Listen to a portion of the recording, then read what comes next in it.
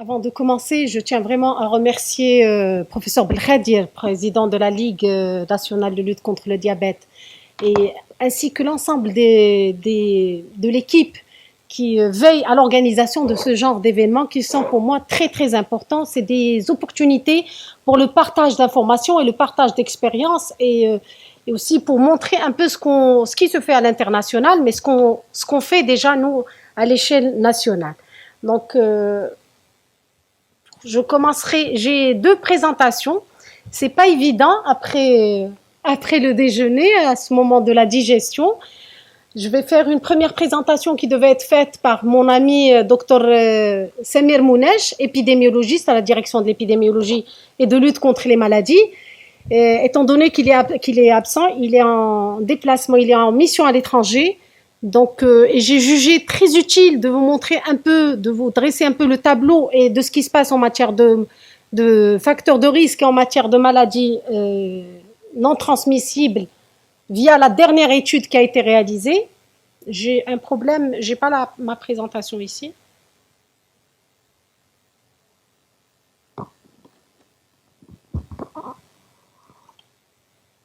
Voilà.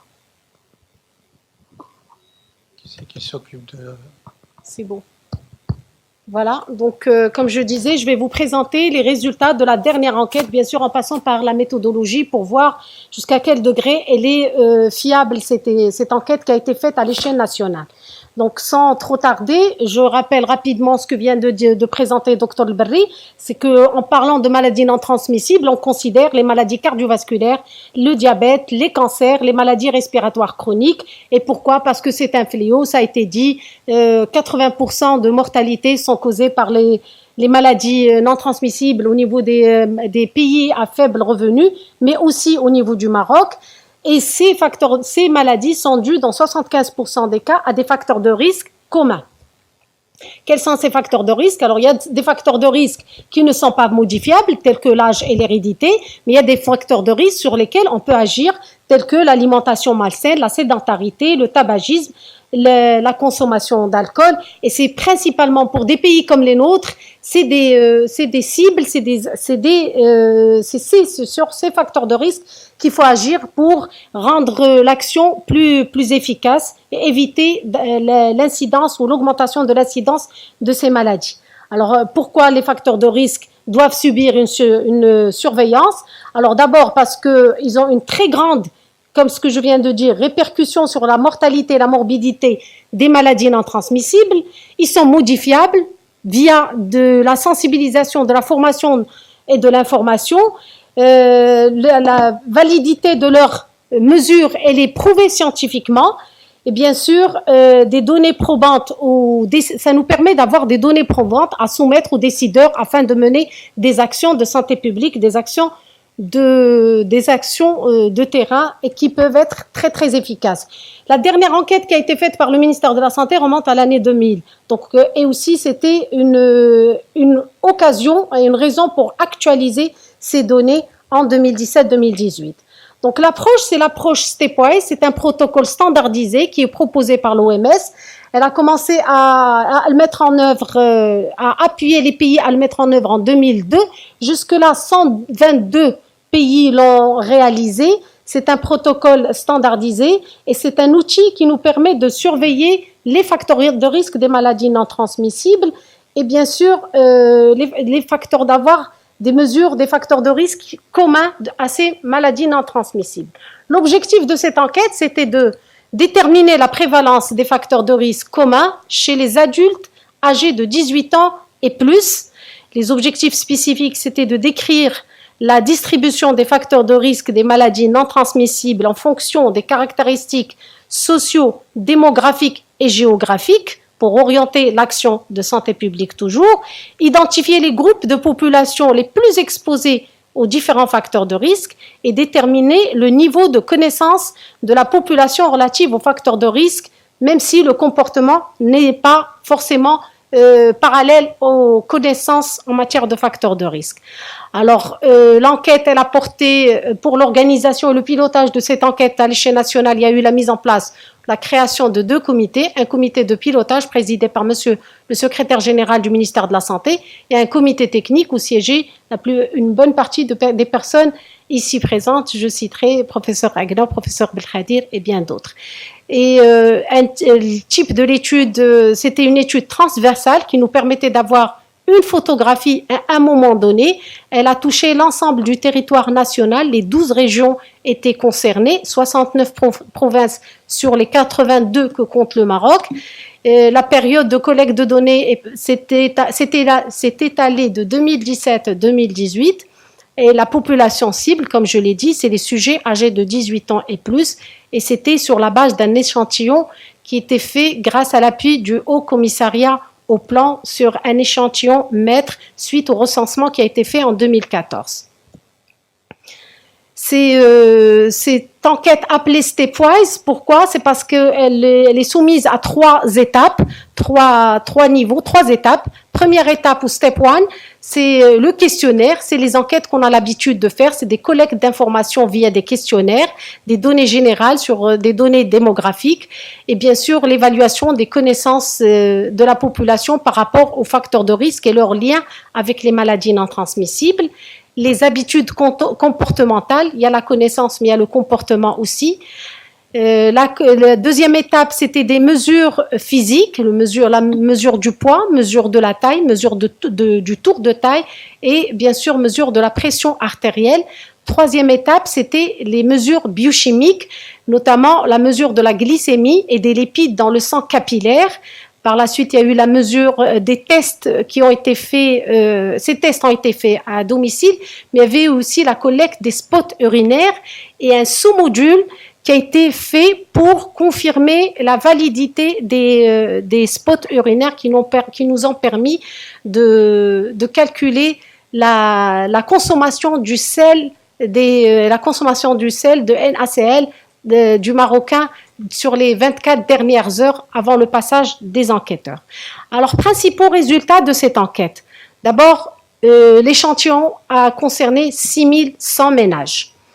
La participation était au niveau, pour le step 1 et step 2, était de 89%.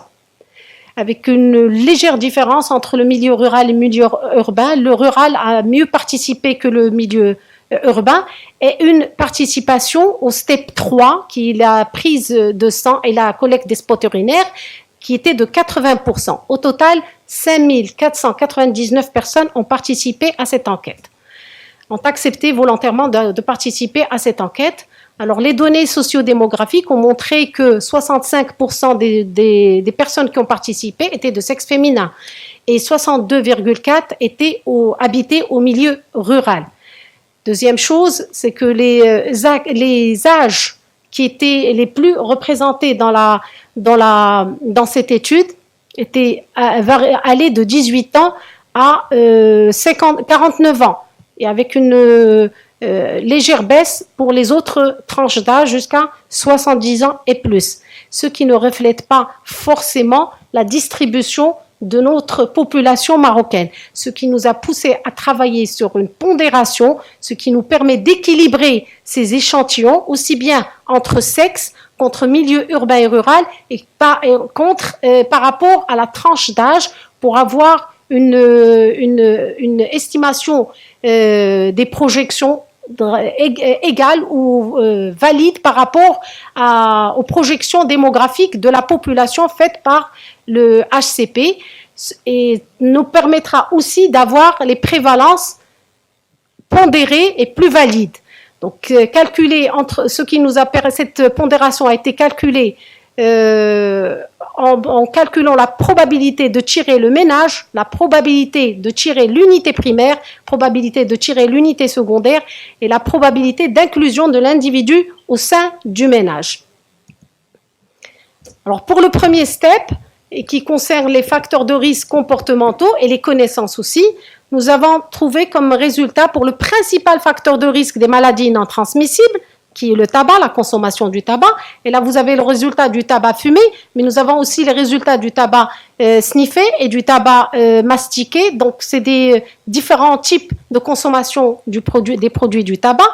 Nous avons 11,7 chez la population âgée de 18 ans qui fume du tabac fumé, avec une différence entre l'homme et la femme, 23,4% chez l'homme versus moins de 1% chez la femme. Et c'est à peu près la même chose entre milieu urbain et rural.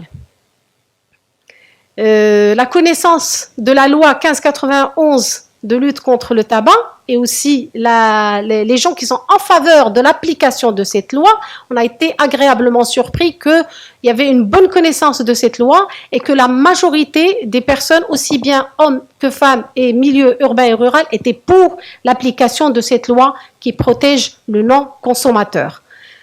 Deuxième facteur de risque qui a été mesuré, c'est l'alcoolisme. Et pour ça, on a pris en considération, bien sûr, dans le cadre du protocole qui a été standardisé, le type d'alcool consommé, la consommation, la mesure de cette consommation. Et il s'est avéré que, heureusement, le Maroc, jusqu'à présent, il a une petite prévalence de consommation de l'alcool qui est de 1,7, avec une petite différence là aussi entre les hommes et les femmes. Les hommes consomment un peu plus que les femmes, 3,5. Et bien sûr, une consommation qui s'est avérée plus importante en milieu urbain, qui est de 2,2 par rapport au milieu rural de 0,8%.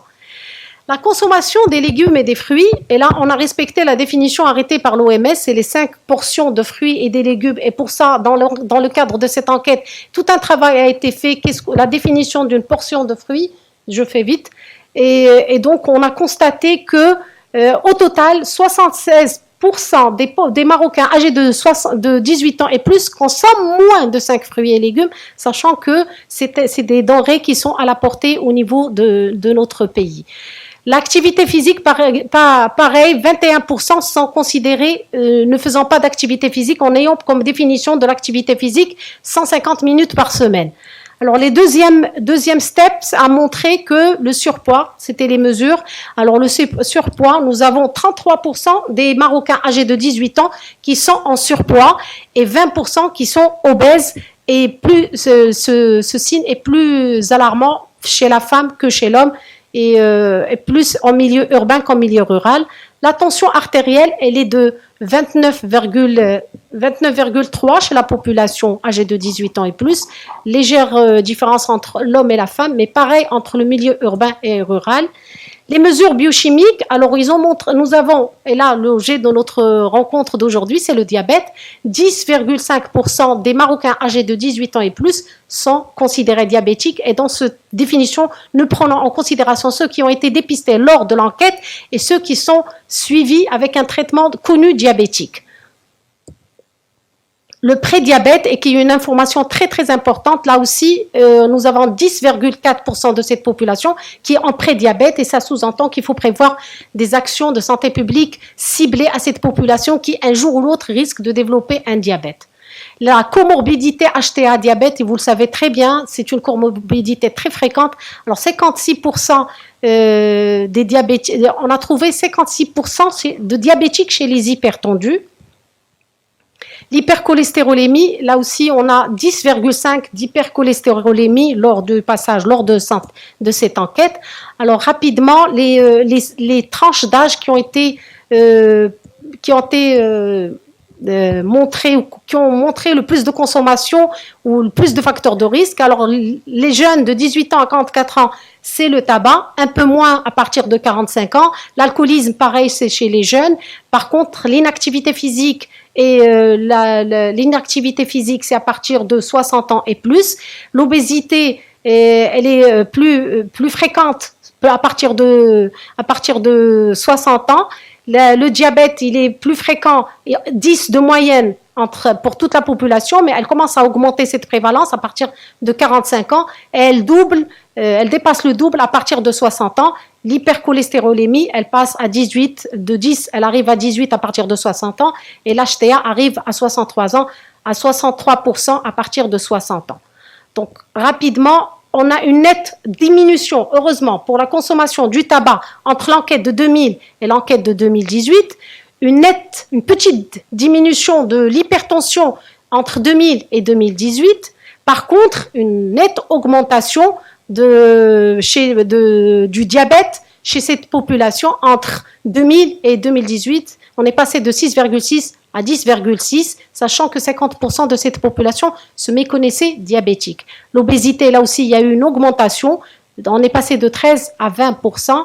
Et en conclusion, ces facteurs de risque, avec ces chiffres qu'a pu nous montrer cette enquête, nous permet de redresser et de cibler un peu nos actions de santé publique, et de mettre en place des stratégies telles que celles que je vais vous présenter, qui a été finalisée sur la base de cette enquête, et j'aurai l'occasion de vous la présenter dans un moment. Et je finirai en remerciant tous les partenaires, toutes les personnes qui ont contribué à la réalisation de cette enquête à l'échelle nationale et qui est d'une grande importance pour nous tous. Je vous remercie.